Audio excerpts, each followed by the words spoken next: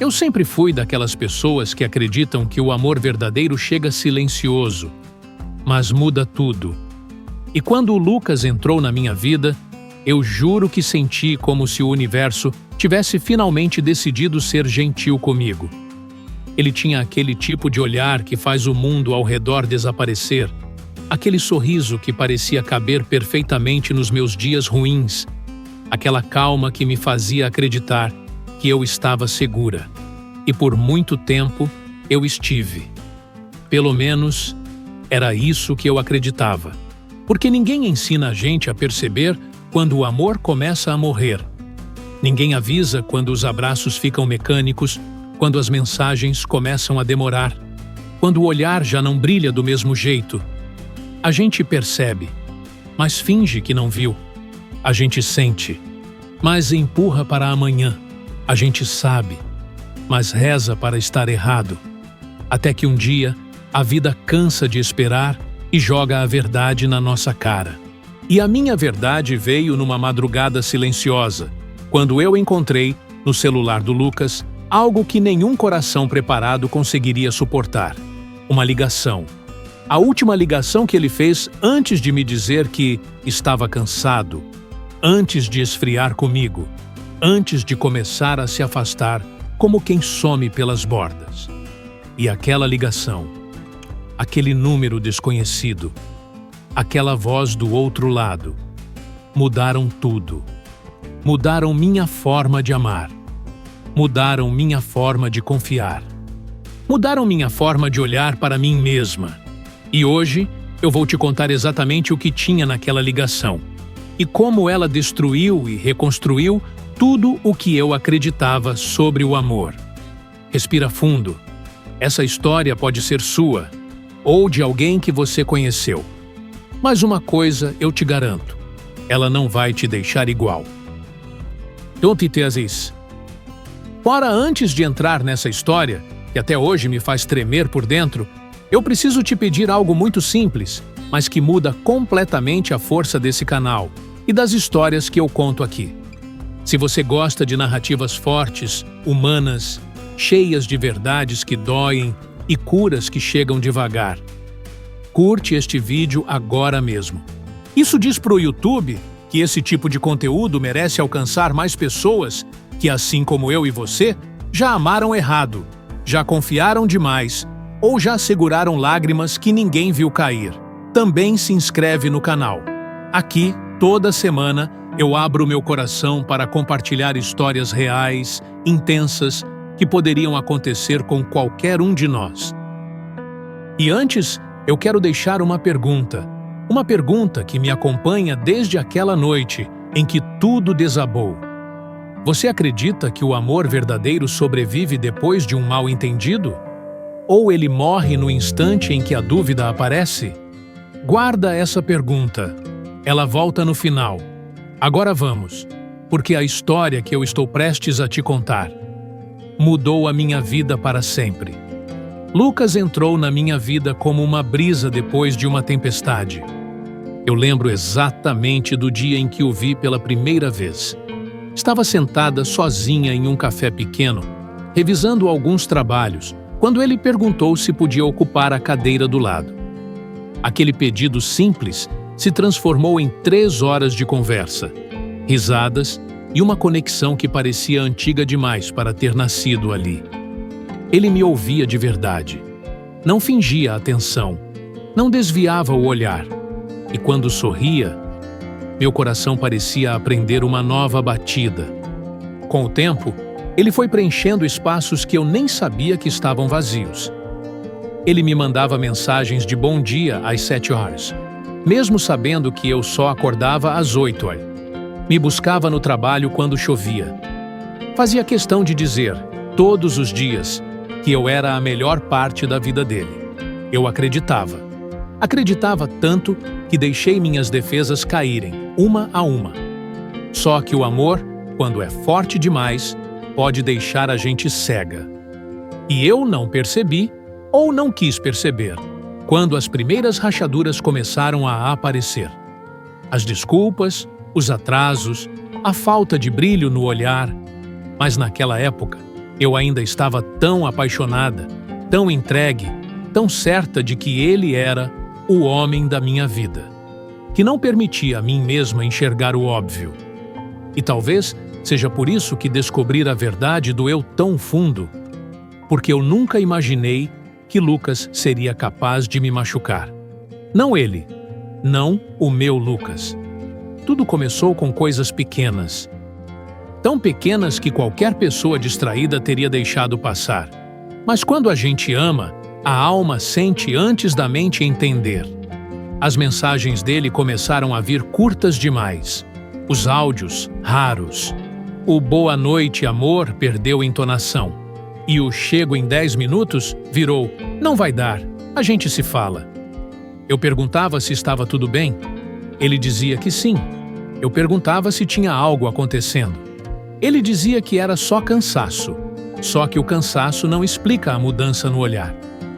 O cansaço não explica a forma como ele começou a me abraçar com os braços, mas não com o peito. O cansaço não explica por que ele passou a virar o celular para baixo sempre que chegava uma notificação. Eu sentia, mas negava. Negava porque admitir significaria aceitar que talvez o amor que eu idealizei não era tão perfeito assim. Até que uma noite, ele chegou tarde, tarde demais, com cheiro de perfume que não era o meu, com a camisa amarrotada demais, com um sorriso forçado demais. E quando eu perguntei, onde você estava? Ele respirei fundo e respondeu, depois te explico. Mas ele nunca explicou. E aquela frase, tão pequena, tão simples, começou a se repetir na minha mente como um eco assustador. Depois te explico. Depois te explico. Depois te explico. Mas o depois nunca veio. A verdade, porém, estava chegando. E ela não iria pedir permissão. Foi numa madrugada silenciosa, daquelas em que a casa inteira parece segurar a respiração. Lucas estava dormindo profundamente ao meu lado, o peito subindo e descendo com calma, a mesma calma que ele já não me dava mais.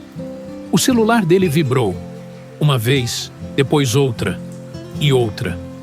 Pensei em ignorar, pensei mesmo, mas havia tantas semanas que meu coração gritava alertas que eu fingia não ouvir. E naquela noite, eu simplesmente não consegui virar as costas outra vez. A tela acendeu. Não estava bloqueada. E ali, naquele brilho fraco, eu vi. Ligação recente, 12 minutos atrás. Nome salvo. Estrela. Meu sangue gelou. Estrela? Lucas nunca mencionou ninguém com esse nome. Nunca. Com as mãos tremendo, toquei no registro de chamadas. E quando vi que aquela ligação não era a primeira, que havia dezenas, todas recentes, todas longas, meu coração começou a bater tão rápido que parecia querer fugir de mim. Eu não sabia se chorava, se acordava ele, se jogava o celular pela janela. Mas eu fiz o que ninguém quer fazer. Apertei reproduzir na caixa postal. E a voz que saiu do alto-falante não era a minha. Não era de trabalho. Não era de amizade. Era íntima. Era envolvente. Era carregada de algo que eu não ouvia dele havia meses.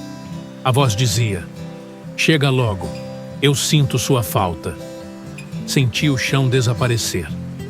Senti meu corpo inteiro ficar frio. Senti um tipo de dor que nenhuma palavra consegue descrever. E naquela madrugada silenciosa, eu descobri que o amor que eu segurava com tanta força já estava sendo entregue em outras mãos. Eu não dormi naquela madrugada, nem por um segundo. Fiquei sentada na beira da cama olhando para o Lucas, tentando reconhecer no rosto dele o homem que eu amei com tanta devoção. O homem que me abraçava com força, que dizia que eu era a melhor parte da vida dele. O homem que me prometeu um futuro e que agora dividia noites com uma mulher que eu nem sabia que existia. A cada respiração dele, eu sentia o peito doer mais. Existe uma dor específica, que só quem já foi traído conhece. Não é apenas tristeza, não é apenas raiva. É uma mistura sufocante de humilhação, incredulidade e um tipo de vazio que consome de dentro para fora. Quando o sol começou a nascer, eu já não era mais a mesma pessoa. Algo em mim tinha quebrado de forma irreversível. Lucas acordou, se espreguiçou, pegou o celular na mesa de cabeceira e congelou. Ele percebeu na hora. Percebeu porque desbloqueou o telefone devagar demais. Percebeu porque me olhou como se eu fosse um espelho que ele não queria encarar. E eu apenas disse: "Quem é Estrela?" Meu tom não era agressivo, não era alto, não era desesperado, era vazio. E talvez isso tenha assustado mais do que qualquer grito. Ele ficou em silêncio, silêncio mortal. Silêncio de quem sabe que não tem desculpa. Meu coração implorava: mente para mim, diz que não é o que parece, me dá uma explicação que eu possa acreditar. Mas minha razão sussurrava: a verdade já está aqui, e você sabe qual é. As mãos dele começaram a tremer. Ele passou os dedos pelo rosto, respirou fundo e finalmente respondeu: não sei como isso começou, mas eu errei. Eu errei. Essas duas palavras me atravessaram como lâminas. Ele continuou, tropeçando nas próprias justificativas, tentando construir uma narrativa que fizesse sentido até para ele mesmo. Disse que estava confuso, que se sentia deslocado, que o trabalho o deixava inseguro, que a outra pessoa era um escape. Um escape. Eu não sabia se ria, se chorava ou se batia a porta na cara dele. Um escape. Como se eu fosse uma jaula. Como se amar alguém profundamente fosse prisão. Como se a culpa fosse minha por amar demais. Por que você não falou comigo? Foi tudo o que consegui dizer. Ele abaixou a cabeça. Não respondeu. E naquele instante, eu percebi que o pior não era a traição em si. Era o fato de que, enquanto eu lutava por nós, ele já tinha desistido há muito tempo, mas não teve coragem de me contar. Eu senti o peso de anos de entrega desmoronando nos meus ombros. Cada lembrança virou uma pergunta. Cada promessa virou uma mentira. Cada abraço virou uma farsa. E eu ali, diante dele, com a sensação de que a pessoa que eu amava tinha acabado ontem e que hoje eu estava diante de um estranho. Eu gostaria de dizer que fui forte, que respirei fundo, ergui a cabeça e tomei a melhor decisão da minha vida. Mas a verdade é que naquele dia eu me quebrei por dentro. Depois da conversa, eu simplesmente saí. Não levei bolsa, não levei celular, não levei nada. Só levei a minha dor, e ela era pesada demais. Eu caminhei pelas ruas como se estivesse dentro de um sonho ruim, desses em que você tenta correr, mas as pernas não obedecem. O mundo ao redor continuava normal. Carros passando, pessoas rindo, crianças correndo, e eu ali, tentando entender como um coração podia continuar batendo depois de ter sido despedaçado daquela forma. Acho que fiquei horas andando, sem rumo, sem destino, sem saber sequer quem eu era fora daquele relacionamento. Porque ninguém fala sobre isso, mas quando alguém te trai, ele não leva só sua confiança, ele leva sua identidade junto. Em algum momento, percebi que estava em frente à cafeteria onde eu e Lucas costumávamos ir todos os domingos. A nossa mesa ainda estava lá. A janela por onde eu adorava olhar também. E por um segundo, eu juro que senti vontade de entrar. Como se isso pudesse fazer o mundo voltar ao normal. Mas não voltei. Não tinha mais nós. Não tinha mais rotina, ritual, futuro. Eu era só eu. E naquele momento, eu não sabia o que fazer com isso. Sentei num banco da praça e finalmente chorei. Chorei como se estivesse limpando a alma com lágrimas. Chorei até meus olhos arderem. Chorei até minha respiração falhar. Chorei até não sobrar nada dentro de mim além de um silêncio assustador. E foi ali, com a cara molhada e o coração esmagado, que uma senhora que eu nunca tinha visto antes sentou ao meu lado. Ela não perguntou nada, não ofereceu conselhos, não fez perguntas invasivas, apenas colocou a mão sobre a minha e disse: "Filha, quando um amor te destrói, ele nunca foi amor." Eu fechei os olhos. A frase dela atravessou meu peito como um raio, porque foi naquele momento, naquele banco, naquela praça, ao lado de uma estranha, que eu entendi algo que nunca tinha tido coragem de admitir. Lucas não me amava como eu amava ele. E talvez nunca tenha amado. Ele amou a ideia de ter alguém ali, a conveniência, o conforto, a certeza de que eu sempre estaria disponível. Mas ele nunca amou a minha alma, nunca amou o jeito que eu cuidava dele, nunca amou as minhas vulnerabilidades. E eu percebi que, naquele relacionamento, eu me doei por dois, e ele por nenhum. A senhora se levantou devagar, sorriu para mim com ternura e disse: "Cuide do seu coração. Ele ainda vai fazer muita falta para alguém que mereça." E foi embora. E ali, sozinha, senti que pela primeira vez no dia uma semente mínima, quase invisível, tinha sido plantada dentro de mim.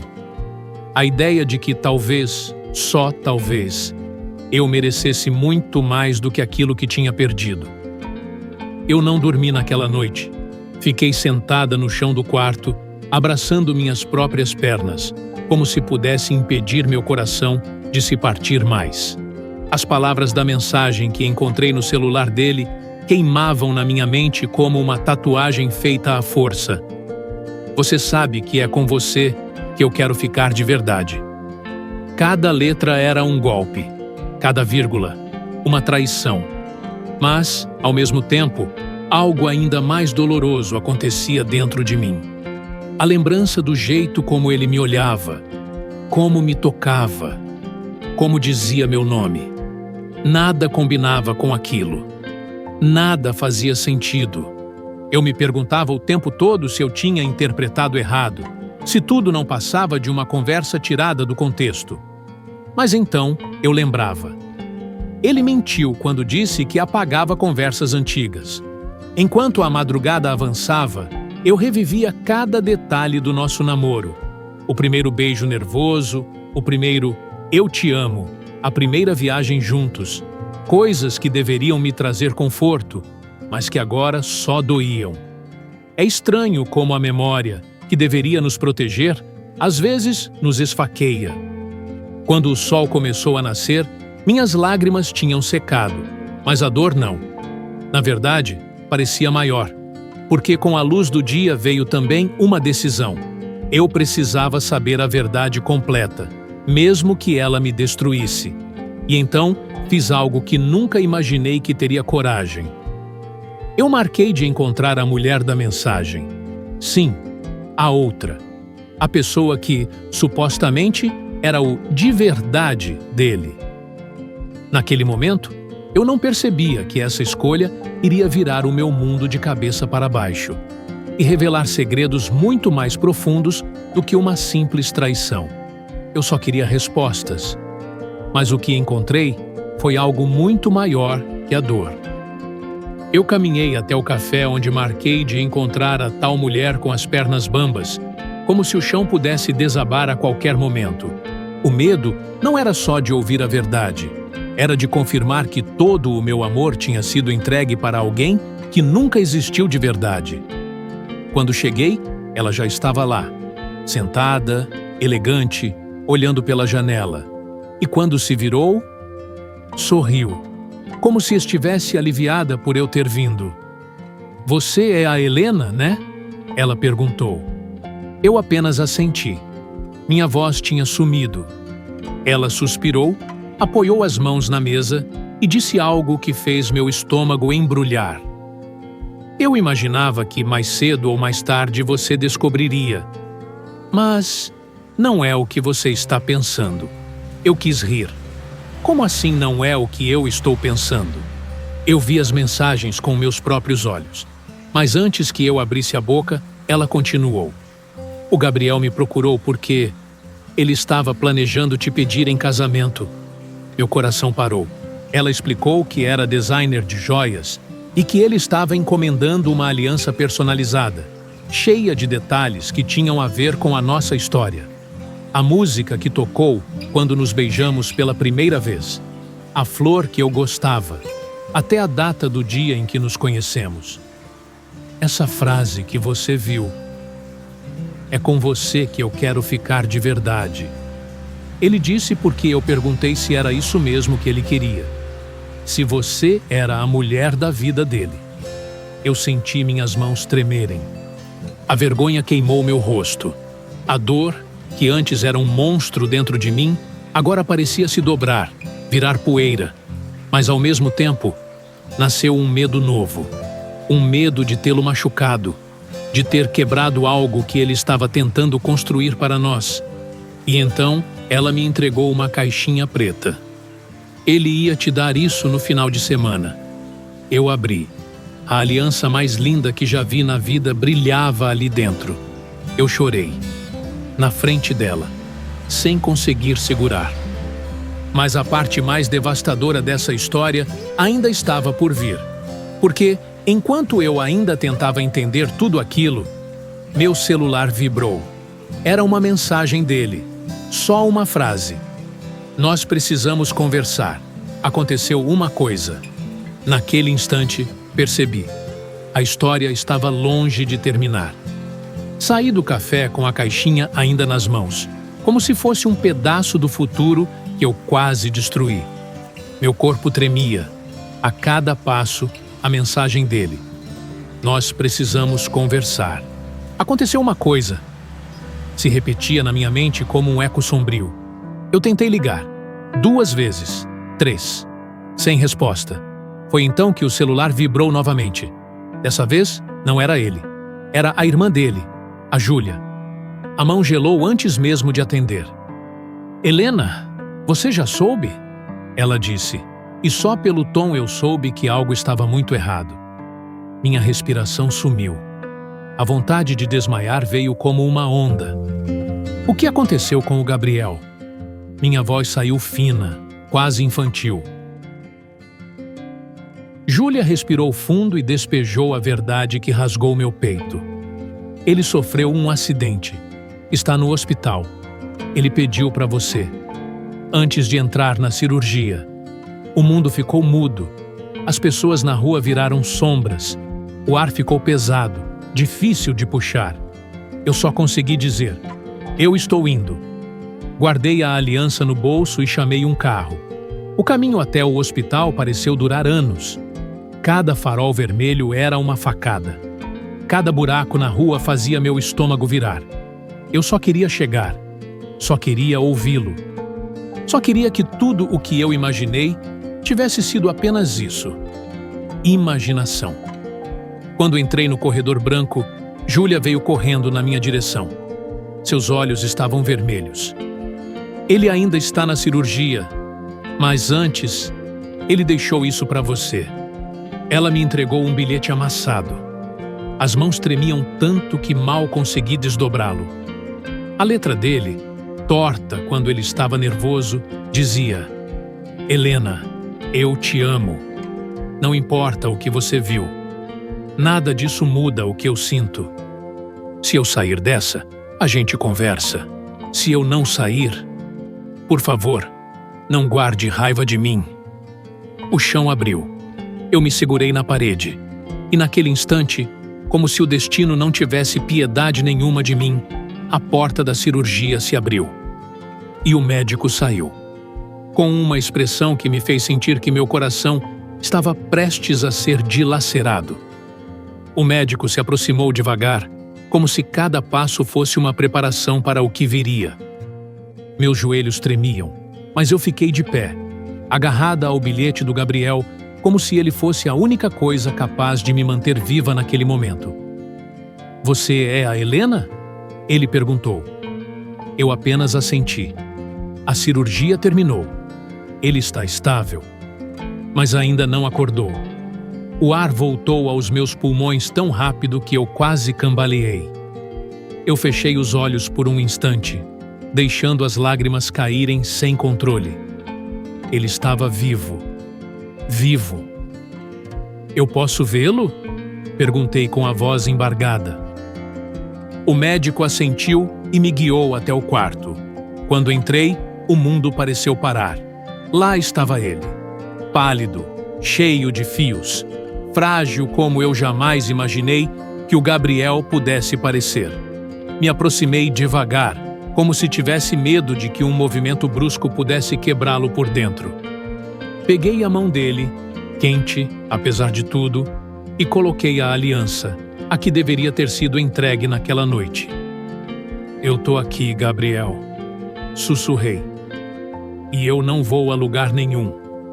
Foi nesse momento que a porta se abriu e alguém entrou. A mulher da foto. Meu coração travou. Ela também parecia destruída, olhos inchados, expressão partida. Você é a Helena? Ela perguntou, quase sem voz. Eu queria gritar, perguntar quem ela era. Por quê? O que raios estava acontecendo? Mas antes que eu pudesse abrir a boca, ela continuou. Eu sou a Carla, irmã dele. Meu mundo virou poeira. Irmã? Repeti, sentindo meu rosto queimar de vergonha, de confusão, de tudo. Ela assentiu rapidamente. A gente não tem mais contato há anos. Foi a última conversa que tivemos, aquela da foto. Ele brigou comigo por causa de uma decisão idiota que eu tomei.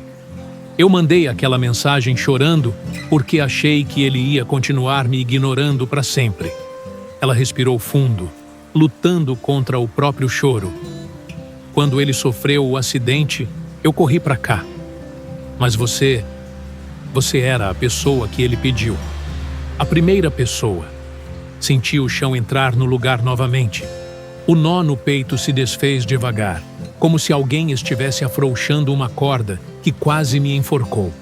Eu olhei para o Gabriel, inconsciente, e meus olhos se encheram de lágrimas. Dessa vez, de alívio, culpa e amor misturados. Eu quase destruí tudo. Nós quase destruímos tudo. Por uma dor que não existia. Carla sorriu fraco, limpando o rosto. Ele te ama muito, sabia? Eu não conseguia falar. Apenas apertei a mão dele, deixando as lágrimas caírem livremente. E foi aí, naquele quarto cheio de silêncio, máquinas apitando e emoções esmagadoras, que o Gabriel mexeu os dedos. Só um pouquinho, mas o suficiente para me fazer despencar em choro pela 1000ª vez naquela noite. Gabriel, sussurrei, aproximando meu rosto do dele.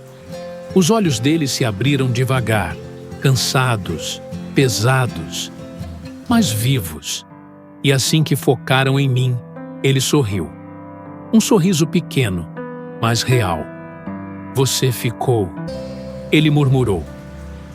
Eu encostei minha testa na dele, chorando e rindo ao mesmo tempo. Eu nunca fui embora, e nunca mais vou duvidar de você assim. Carla saiu do quarto silenciosamente, nos deixando sozinhos. E naquele instante, ali naquele quarto de hospital, onde a vida quase arrancou tudo de mim, eu entendi. O amor verdadeiro não morre com a verdade. Ele morre com o silêncio. E o Gabriel nunca me escondeu nada. Eu é que deixei meus medos gritarem mais alto do que ele. Coloquei a mão no rosto dele e prometi. Quando você sair daqui, a gente começa de novo, do jeito certo. Ele sorriu, fechou os olhos e apertou minha mão de volta. E pela primeira vez, em muito tempo, eu senti paz. Essa foi a história da última ligação que ela guardou.